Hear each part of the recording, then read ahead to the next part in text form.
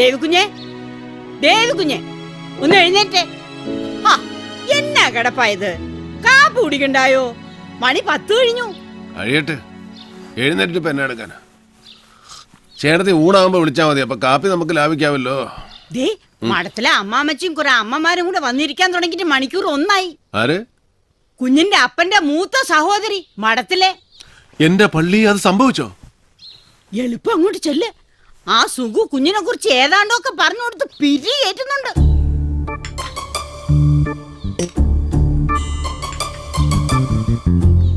ഈ ഗ്ലബി പോക്ക ഒന്ന് നിന്ന് കിട്ടേണ്ടത്. അതിന്റെ സെക്രട്ടറി എന്നൊക്കെ പറഞ്ഞാ അത് വല്ല ഗുണമുള്ള കാര്യമാണോ? നഷ്ടമാ നഷ്ടം. അച്ചായന് 2 പിടിപ്പിക്കണമെങ്കിൽ അത് ഇവിടെ വെച്ചായ പോരെ. ഇത് കണ്ടവനും പോണവനും പള്ള നിറയെ കുടിച്ചേച്ച് ഡേവിഡിന്റെ പറ്റിൽ എഴുതിക്കോന്ന് പറഞ്ഞൊരു പോക്കല്ലയോ? നേരത്തിനും കാലത്തിനും പെണ്ണ് കെട്ടാത്തതിന്റെയാ കൂടുതലും. ഒരു പെങ്കൊച്ചു ഇവിടെ ഉണ്ടായിരുന്നെങ്കിൽ ഇത് വല്ലതും നടക്കുവോ? കറക്റ്റ് അമ്മമ്മച്ചി. അല്ലാതെ ഞാനിതിപ്പോ എത്രാന്ന് വെച്ചോ ഉപദേശിക്ക. ഒരിക്കൽ ഞാൻ ഏതാണ്ട് പറഞ്ഞപ്പോ എന്നോട് പറയുവാ, വണ്ടി ഓടിക്കുന്നവൻ ആ പണി ചെയ്തേച്ചാ മതിയെന്ന്. അതൊന്നും കേട്ട് നീ പിന്മാറണ്ട. ഞാൻ പിന്നീന്ന് മാറിയിട്ട് വേണ്ടേ? എടാ, പെറ്റ തള്ളയുടെ സ്നേഹവും ശകാരവും ഇത് രണ്ടും അവന് കിട്ടിയിട്ടില്ല. അവളങ്ങ് പോയില്ലയോ ചെറുക്കൻ 5-6 വയസ്സുള്ളപ്പോ. അപ്പനാണെങ്കി അത് അങ്ങനൊരു കഥ. ശരി, അവൻ എഴുന്നേക്കാൻ ഭാവമില്ലെങ്കിൽ കിടക്കട്ടെ. ഒന്ന് മഠത്തിലോട്ട് വരാൻ പറഞ്ഞേ, സമയം കിട്ടുമ്പോ. എന്നാ നമുക്ക് ഇറങ്ങിയേക്കാം. എന്താ? അതാ നല്ലത്. അന്നാമോ, ദേ വന്നേ. ഉടനെ ഒന്നും എഴുന്നേക്കുന്ന ഭാവമില്ല. അമ്മമാര് ഊണ് കാണുമെങ്കിൽ പറയണേ. ഇല്ലെന്നമ്മേ, ഞങ്ങൾ ഇറങ്ങുവാ. എന്നാ ഇത് അവന്റെ കൊടുത്തേക്ക്. റോമിന്ന് വെഞ്ചരിച്ചതാ. ഇതൊന്ന് കൊടുക്കാൻ കൂടെ വേണ്ടിയാ ഞാൻ ഇതിലേ കേറിയത്. പൊക്കോട്ടേടാ സുഖുവേ. ഓ ശരിയാ മാമച്ചി. സുകുമാരോ, എന്നാ ചേട്ടത്തി? ഒന്നിഞ്ഞു വന്നേടാ. ഭക്ഷണം കൂടെ നിന്നിട്ട് പണി പണിയുമ്പോ നിനക്ക് നല്ല സുഖല്ലടാ സുഖു. അടുത്ത കൈ ഒന്നുള്ളു കേട്ടോ. ഇല്ല, സാറിങ് എത്തിയില്ല എന്നാ ഞാനും അറിഞ്ഞത്. ഉമ്മച്ചൻ റിസൈൻ ചെയ്തു ഇവിടെ പിള്ളേരാരോ പറഞ്ഞു കേട്ടായിരുന്നു. ശരി, സാർ ഇന്നിവിടെ ഉണ്ട്. നാളെ തിരുവനന്തപുരത്തിന് പോവൂ. ഓ സേവിച്ചൻ വന്നിട്ടുണ്ട്. ഈശോയി, എവിടെ? മുറിയില്ല. ഫ്രിഡ്ജിൽ നിന്ന് തണുത്ത വെള്ളവും ഗ്ലാസും കൊണ്ട് ചെറുക്കം പോന്നത് കണ്ടാ ഞാൻ നോക്കിയത്. എന്തോ പുകിലും കൊണ്ടാ. ഇച്ചിരി കടുപ്പത്തിലാ.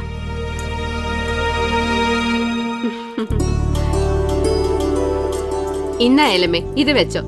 ഇവളുടെ കല്യാണം കൂടാൻ സാറുണ്ടെങ്കിൽ ഞങ്ങൾ 2 കൂടി അങ്ങ് എത്തിയേക്കാം. ഇല്ലേ, എന്നെ പ്രതീക്ഷിച്ചാ മതി. ഓ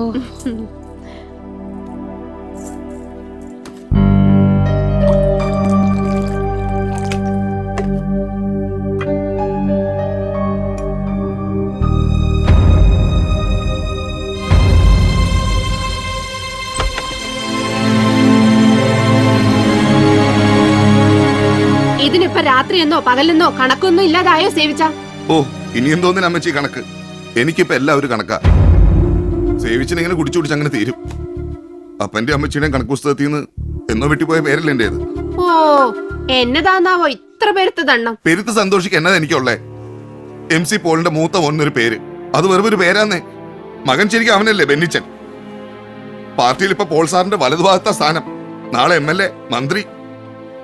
ഞാൻ എന്തോ ആയി. കിഴക്കമലയിലെ തോട്ടത്തിൽ അട്ടയുടെ കടിയും കൊണ്ട് കണ്ണിന് നേരെ കണ്ട അപ്പച്ചന് കലിയ. ഉള്ളത് പറയണ്ട അമ്മച്ചി, എന്നെ എവിടെന്തെങ്കിലും ദത്തെടുത്താന്നോ? ഇങ്ങനെ പക്ഷഭേദം കാണിക്കുന്നോണ്ട് ചോദിക്കുക. സത്യം പറ, ഞാൻ നിങ്ങളുടെ മോൻ തന്നെ അല്ലേ? കർത്താവിന് നിരക്കാത്ത വർത്താനം കള്ളും വലിച്ചേറ്റ് വിളിച്ച് കൂവിയാലുണ്ടല്ലോ സേവിച്ച നീ. പക്ഷാഭേദം കാണിച്ചെന്ന്. നിന്റെ കൊണവധികാരം കൊണ്ട് ഞാനും സാറും കൂടെ കുടിച്ച കണ്ണീരിന് കഴിഞ്ഞു കണക്കുണ്ടോടാ. 10 സ്കൂളിൽ കയറിയിട്ടാ നീ 10ാം തരം പാസ്സായത്. അവസാനം കോളേജിൽ ചെന്നതിന്റെ കൊല്ലം തന്നെ കുത്തുകേസ്. തല്ലും വഴക്കും അടിയും കുത്തുമായി നടന്ന് നിന്നെ എസ്റ്റേറ്റിൽ കൊണ്ടാക്കി. അവിടെ നീ എന്നെ പറപ്പാ കാണിച്ചേ. കഞ്ചാവ് കൃഷി നടത്തി. തമ്പുരാന്റെ കൃപ കൊണ്ടാ അന്ന് റവന്യൂ മന്ത്രി MC പോൾ രാജിവെക്കാണ്ട് രക്ഷപ്പെട്ടത്. എടാ, കയ്യിലിരിപ്പ് നന്നാവണം. അതിനെ കർത്താവ് പാതിയെ കൂടത്തുള്ളൂ. ബാക്കി പാതി അവനവൻ തന്നെ ഉണ്ടാക്കണം. കൊച്ചമ്മേ, സാറ് വന്നു. ഒരു പറ്റിയല്ലോ. എന്നാ? ഞാൻ ഇയാളോട് പറയാനുള്ളതല്ലേ, വീട്ടിൽ നിന്ന് ഇറങ്ങുമ്പോ ഒരു റീത്ത് ഡിക്കിക്കകത്ത് വെച്ചേക്കണമെന്ന്. ഒരു റീത്ത് ഉണ്ടായിരുന്നെങ്കിൽ ആ പിള്ളേരുടെ വീട്ടിൽ വെറും കൈയോടെ കയറി ചെല്ലണ്ടായിരുന്നു. റീത്തുമായി ചെല്ലുമ്പോ അറിഞ്ഞോണ്ട് ചെന്നതാണെന്ന് വ്യക്തമായില്ലേ? അത് ശരിയായിരുന്നു. ഒരു മരണ വീട്ടിൽ പെട്ടെന്ന് കയറി ചെല്ലുമ്പോ അത് റീത്തുമായിട്ടാവുമ്പോ ഇമ്പാക്ട് ഡബിളാ. ഓ, ഇത് ഞാനെപ്പോ വന്നു?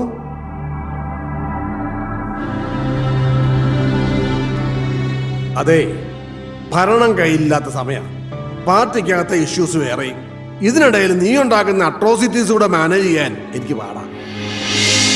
അതുകൊണ്ട് ഇവിടെ വല്ല അത്യാവശ്യവും എന്ന് വെച്ചാ ഇവളോ ഞാനോ അങ്ങ് മേലോട്ട് എടുത്തുന്നോ മറ്റോ അറിഞ്ഞാലേ നീ കോട്ടയം ജില്ലയിലേക്ക് വരേണ്ട കാര്യമുള്ളൂ. കടുത്തുരുത്തി MLA ഉമ്മച്ചന്റെ രാജി ആവശ്യപ്പെട്ടു. അവിടെ നടക്കാൻ പോണ ബൈ ഇലക്ഷനിൽ ബെന്നിച്ചനെ നിർത്താനാണ് എന്റെ പ്ലാൻ. അതൊന്ന് കഴിയുന്നവരെ നിന്റെ ഉപദ്രവം ഉണ്ടാവരുത്.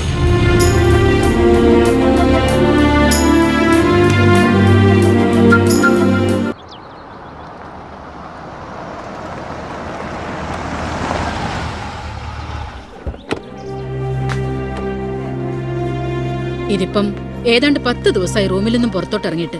കഴിക്കാൻ നേരം പിള്ളേര് പിടിച്ചു വലിച്ചോണ്ട് വന്നാ എന്തേലും ഒന്ന് തൊട്ട് വെച്ച് എഴുന്നേറ്റ് പോകും. ഇങ്ങനെയായാൽ ശരിയാകുകയല്ലോ.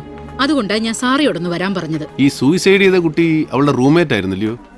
ആ, അത് തന്നെയായി ഡിപ്രഷന്റെ റീസൺ. വലിയ കൂട്ടായിരുന്നു രണ്ടും. രണ്ടിനും കൂടെ ഒരുമിച്ചല്ലാതെ കാണാൻ ഒക്കുകയല്ലായിരുന്നു. ആ ഷോക്കിന്ന് ഇനിയും മാറിയിട്ടില്ല ആനി. ആനി അത് ആ റൂമിലുണ്ട്. നിങ്ങൾ രണ്ടും കൂടെ ഒന്ന് കണ്ടേച്ചുവാ. ചുമ്മാ ഒരു കാഷ്വൽ വിസിറ്റിംഗ് അങ്ങനെ തോന്നിച്ചാ മതി. ഓക്കെ.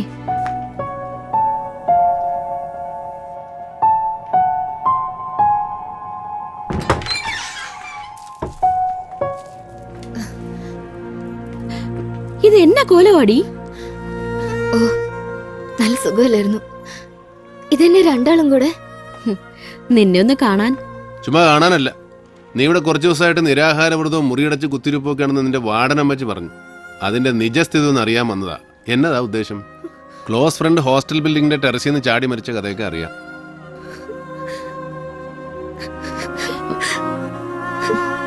ദാ അവളെ കരയിപ്പിച്ചു. അങ്ങനെ കരഞ്ഞാലെങ്ങനാ? നീ ആ മൂടിന്ന് പുറത്തു വരണം, എന്നിട്ട് ക്ലാസ്സിൽ പോയി തുടങ്ങണം.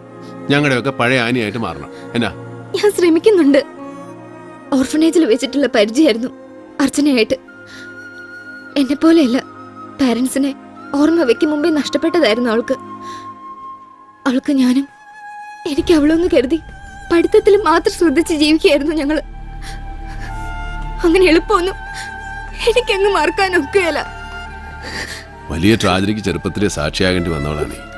ഇങ്ങനെ തളർന്നാലേ അതിൽ വിഷമിക്കുന്ന ഞങ്ങൾ ചിലരുണ്ട്. അറിയാം. അവൾ ഓക്കെ ആവും. ഡേവിഡ് ചെന്നാട്ടെ, ഞാൻ കുറച്ചു നേരം ഇവിടെ ഇരിക്കാം. ഇരിക്കുന്നതൊക്കെ കൊള്ളാം, അതവളെ ചുമ്മാ പാമ്പർ ചെയ്ത് വഷളാക്കാനാവരുത്. ചെയ്യാൻ പോട്ടെ മോളെ. ആ അതെ, ഇനി ക്ലബ്ബിൽ ചെന്നിരുന്ന് ഇതിന്റെ പേരും പറഞ്ഞ് കള്ളു കുടിച്ച് നേരം വെളുപ്പിക്കണ്ട. നേരത്തെ കാലത്തെ വീട് പിടിച്ചോണം.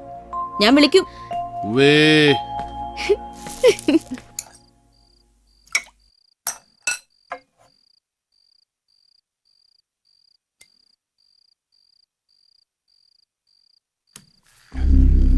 ബെന്നി, നിന്റെ പേര് അനൗൺസ് ചെയ്യുമ്പോ സ്പ്രെഡ് ചെയ്യാൻ സാധ്യതയുണ്ട് ഒരു scandal. Kottayam medical college student ഒരു പെങ്കൊച്ച് സൂയിസൈഡ് ചെയ്തത്, അതിനോട് നിന്റെ പേര് കണക്റ്റഡ് ആയിട്ട്. മനസ്സിലായല്ലോ? അത് അച്ഛൻ പുച്ഛൻ പറഞ്ഞു തുടങ്ങിയപ്പോ മാതച്ചായനെ ഞാൻ നേരിട്ട് വിളിച്ചു പറഞ്ഞ ഒരു ന്യൂസ് കില്ലിംഗ് നടത്തിയത്. ഇലക്ഷൻ ആവുമ്പോ അതൊരു വെപ്പണായി മറുപക്ഷം എടുത്ത് ഉപയോഗിക്കാൻ ഇടകൊടുക്കരുത്. മറുപക്ഷം എന്ന് വെച്ചാ ഇപ്പൊ ഉമ്മച്ചനും കൂടാ. അതെ, ഞാനൊരു പ്രസ് മീറ്റ് വിളിക്കുന്നതിനെ കുറിച്ച് ആലോചിക്കുന്നുണ്ട്. മീഡിയയുടെ മുന്നിൽ ഒരു open challenge. I am sure ഒരു പ്രൂഫും ഒരുത്തനും കൊണ്ടുവരാൻ കഴിയില്ല. I am confident. എന്നതാന്ന് വെച്ചാ വർഗീസുമായിട്ട് ആലോചിച്ച് ചെയ്യും. വൈകണ്ട. എന്താ വർഗീസേ?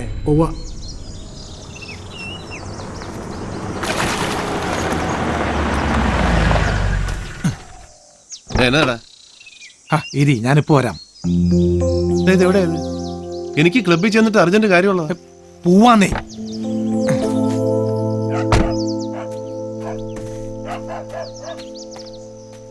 പെങ്ങളെ, ബൈജു എന്തിയേ? ആ, കാലത്തെ പോയായിരുന്നു. കാലത്താ? അവന്റെ പരോള് തീരുന്ന നാളല്ലയോ? ആ, എനിക്കറിയാൻ മേല. പോയി.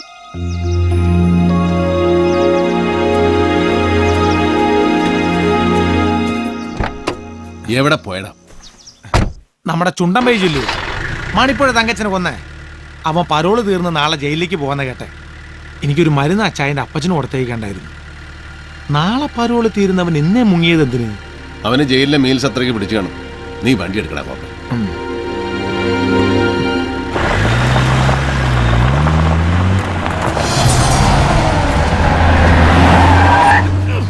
ആരുടെ തന്തയ്ക്ക് വായുവിളി വാങ്ങിച്ചിട്ട് വേടാ പരനാറി. ഗ്ലാസ് പൊക്കി വെച്ച് ചീത്ത വിളിച്ചിട്ട് ആര് കേൾക്കാനടാ? അവന്റെ വണ്ടിയാ, MC പോളിന്റെ മകൻ ബെന്നിയുടെ. ഇച്ചിരി മുറ്റുകൂടലാ ചെറുക്കിന്.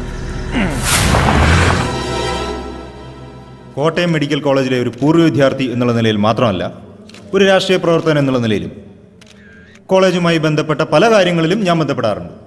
അതല്ലെങ്കിൽ കോളേജ് അധികൃതർ എന്നെ ക്ഷണിക്കാറുണ്ട്. ഇപ്പം അവരുടെ ക്ഷണം സ്വീകരിച്ച് അവിടെ ചെല്ലുമ്പോഴൊക്കെ ആൺ പെൺ ഭേദമില്ലാതെ അവിടുത്തെ വിദ്യാർത്ഥികളുമായി എനിക്ക് ഇടപെടേണ്ടി വന്നിട്ടുണ്ട്. നിങ്ങൾ ഈ പറയുന്ന എന്താ അർച്ചന അർച്ചന ശങ്കർ എന്ന പെൺകുട്ടിയെയും ഞാൻ അവിടെ വെച്ച് കണ്ടു കാണും. അനവധി പെൺകുട്ടികളിൽ ഒരാൾ, അതിനുമപ്പുറത്തേക്കുള്ള പരിചയം?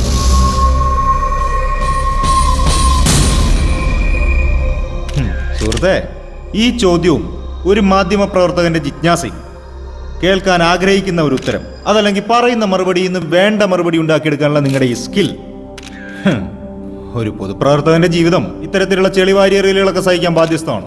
പക്ഷേ മരിച്ചുപോയ ഒരു പാവം പെൺകുട്ടിയെ കുഴിമാടത്തിൽ നിന്ന് പുറത്തെടുത്ത് അപമാനിക്കുന്നതിനെ അത് ഉപകരിക്കത്തുള്ളൂ. And I repeat, I don't know that girl personally.